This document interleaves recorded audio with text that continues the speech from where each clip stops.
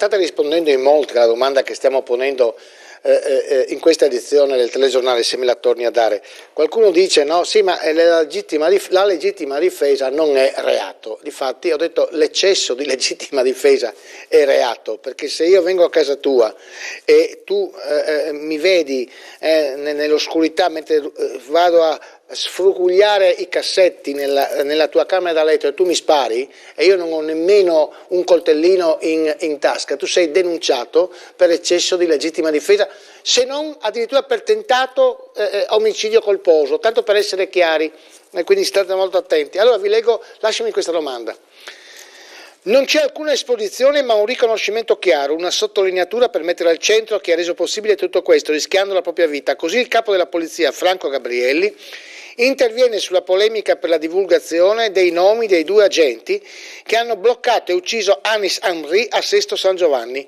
Secondo Gabrielli questo tipo di terrorismo non ha interesse a colpire il singolo, ma siccome, vede capo della polizia, siccome questo criminale era un soldato dell'ISIS ufficialmente riconosciuto, ma qualche vendetta potrebbe anche arrivare, ma io lo chiedo a voi, è criminale diramare le generalità dei poliziotti? Così è stato detto dopo che si è spiattellato nome e cognome, mancava l'indirizzo e il numero telefonico, poi hanno tolto da Facebook i profili. Allora dovete spiegarmi perché la polizia leva i profili però adesso dice un riconoscimento, e lo chiediamo a Raffaele Padrone, vice segretario nazionale dell'UGL Sicurezza.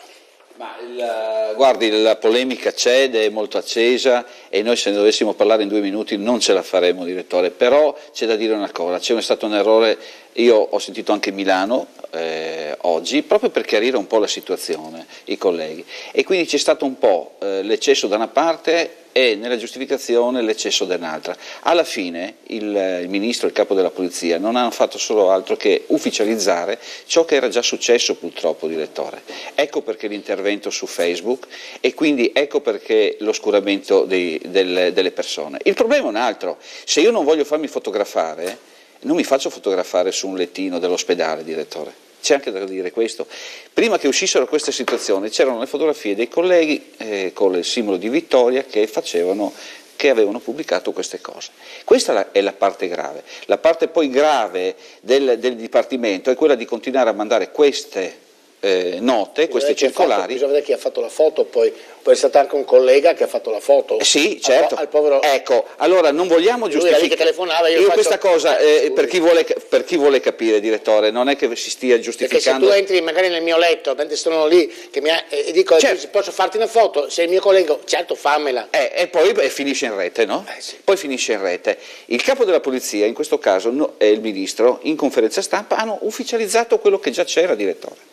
Purtroppo quello che già c'era in rete, certo. E quindi la polemica, se la vogliamo, quello invece, se vogliamo fare la polemica c'è, perché se il capo della polizia ci manda le circolari, ci dice attenzione, perché tutti siamo soggetti oggi a questa, tutti uomini e donne delle polizie di Stato, dei carabinieri, insomma delle forze dell'ordine, ma il problema è un altro, le falle di questa persona che entra in Europa, torna, va, prende il camion, torna, va in Francia. 6 passaporti. Cioè, 4 anni di galera in Italia, 6 passaporti. Significa che nessuno l'ha controllato, sono queste le falle da dire. Invece l'alta professionalità dei poliziotti e l'alta professionalità dei colleghi che lì sul posto hanno immediatamente Speriamo capito. Non siano indagati adesso. Ma guardi, c'è un altro, il nostro sistema giudiziario prevede l'azione penale. Bene, glielo dico, glielo garantisco, saranno indagati.